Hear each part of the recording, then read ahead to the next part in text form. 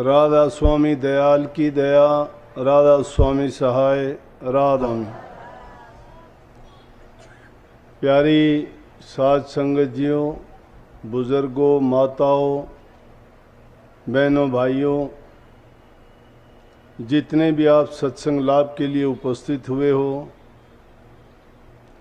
शांति से बैठ के जितने समय सत्संग होता है लाभ उठाएं। बिना कष्ट उठाए इंसान को सुख कभी नहीं मिलता, और जो सुख सत्संग में मिलता है उसके लिए ये कष्ट कुछ भी नहीं है। दुख होता है लेकिन वो दुख बर्दाश्त भी करना पड़ता है। जो सत्य है उसको झुठलाया नहीं जा सकता। पैदा हुए हैं उनको जाना भी पड़ेगा।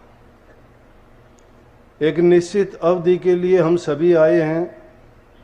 जिसका जितना जीने का अधिकार है वो उस समय से ज़्यादा नहीं रह सकता,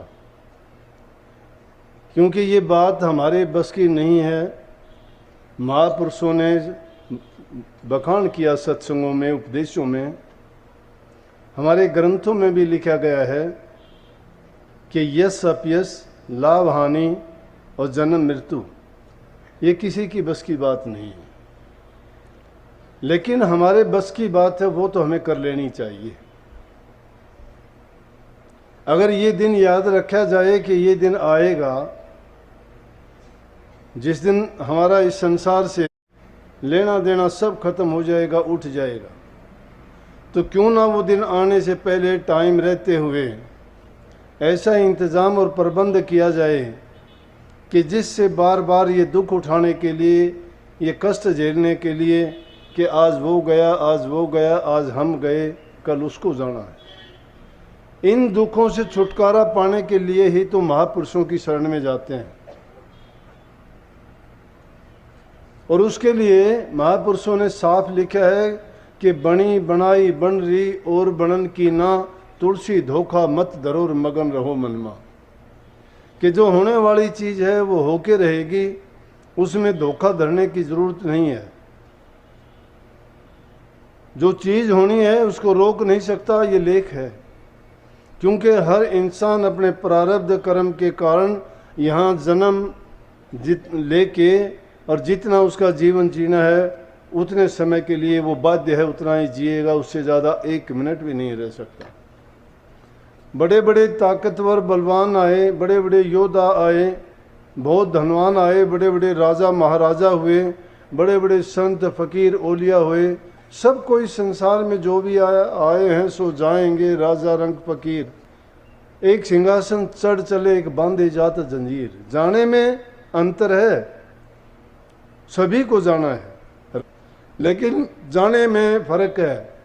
एक सिंहासन पे चढ़ के जाता है जो नेक नामी कमाता है, संसार में आके अच्छे काम करता है, परोपकार के काम, भलाई के काम, लोगों के कल्याण के काम, दुखी जीवों की सहायता करता है, और प्रभु के नाम की कमाई करके खुद भी अपने जीवन को सफल कर लेता है। उसको बार बार ये जन्म मरण का चक्कर नहीं। वो तो सिंहासन पे चढ़ के जाते हैं, लेकिन जिन्होंने गुरु की खोज नहीं की, नाम की भक्ति नहीं की, जिन्होंने कोई नेक कर्म नहीं किया, कोई पुण्य का कर्म नहीं कमाया, किसी जीव की सहायता मदद नहीं की, तो उसको जंजीरों में जैसे जकड़ा जाता है। वो काल का बंधुआ है।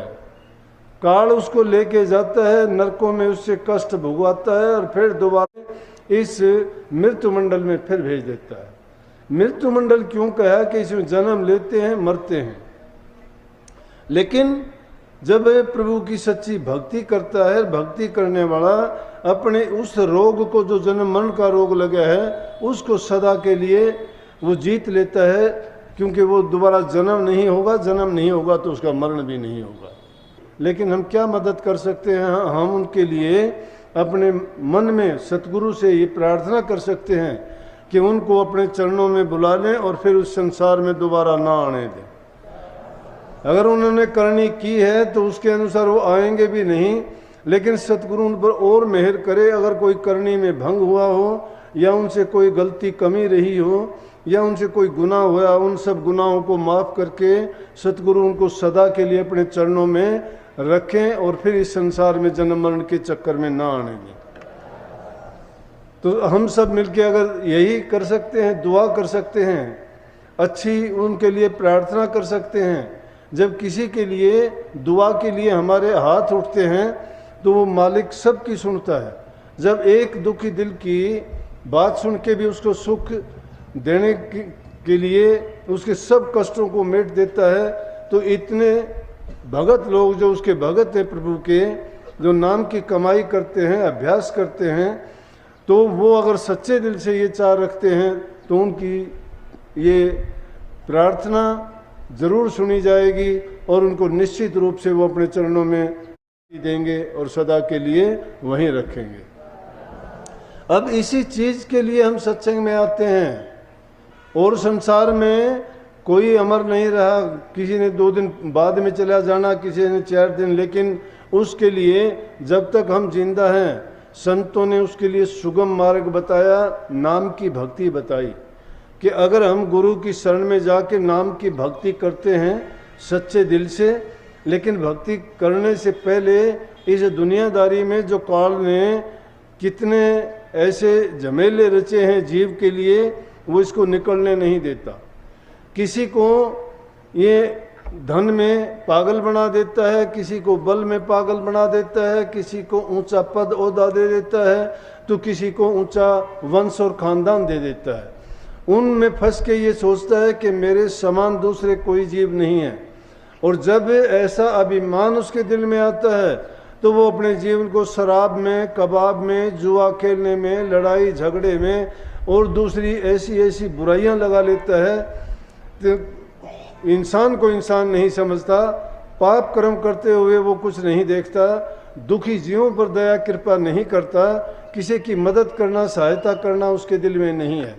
लेकिन संतों ने तो ये बताया है कि दया धर्म का मूल है। अगर धर्म को जानना चाहते हो तो दया को रखो अपने मन में। जिसके दिल में दया है वो धर्म का पालन करता है, जिसके दिल में दया नहीं है तो वो धर्म को नहीं जानता। इसलिए उससे पहली ज़रूरत यही होती है कि इंसान में जो बुराइयां हैं, आज समाज की हालत देखते हैं, नौजवान बच्चे इन बुराइयों में फंसते जा रहे हैं, नशे विषय विकारों में पड़ के अपना जीवन बर्बाद करते हैं, धन की बर्बादी करते हैं और घर परिवार को भी उस बुरी लत के कारण, एक बुरी आदत के कारण ऐसी हालत कर देते हैं कि उनका जीना भी मुश्किल हो जाता है। जीवन सुखी जीवन जीने के लिए है कि इन बुराइयों को छोड़ दें। किसी भी प्रकार की कोई शराब पीता है, कोई सुल्फा, स्मैक, ऐसी ऐसी चीज़ों के नाम सुनते हैं, कभी देखी भी नहीं, और उनकी आदत जब पड़ जाती है वो आदत छूटती नहीं। आदत पड़ी उनकी, आदत समझते हो कि एक काम को करते करते उनको उसकी ऐसी आदत होगी कि छूट नहीं पाती। लेकिन हम रोज़ाना सत्संग में आते हैं और हम आपको बताते हैं कि नाम की आदत डालो सुमरने की, उसकी आदत नहीं डाल पाते, और उसकी आदत डाल भी लेंगे थोड़ी बहुत तो कुछ दिन के अंदर छूट जाएगी। क्यों छूट जाएगी? कि हम सच्चाई के साथ नाम से नहीं जुड़ते। हम तो ये चाहते हैं कि किसी को धन की ज़रूरत है, किसी को नौकरी की ज़रूरत है, तो किसी को और दूसरी संसारी ख्वाहिशें हैं।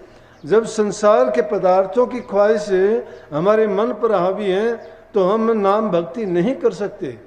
नाम भक्ति अगर करना चाहते हो तो पहली चीज़ है कि अपने चरित्र को ऊंचा बनाओ। चरित्र ऊंचा जब बनेगा जब इन बुराइयों से निकल जाएंगे।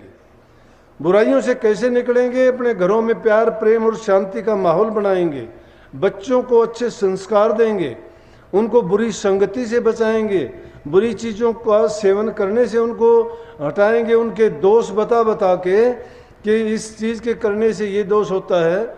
उनके दिमाग में ये बात लानी चाहिए कि जो कुछ हम करते हैं वो तेरी भलाई के लिए, तेरे अच्छे जीवन बिताने के लिए, तेरे सुख सुविधा के लिए करते हैं।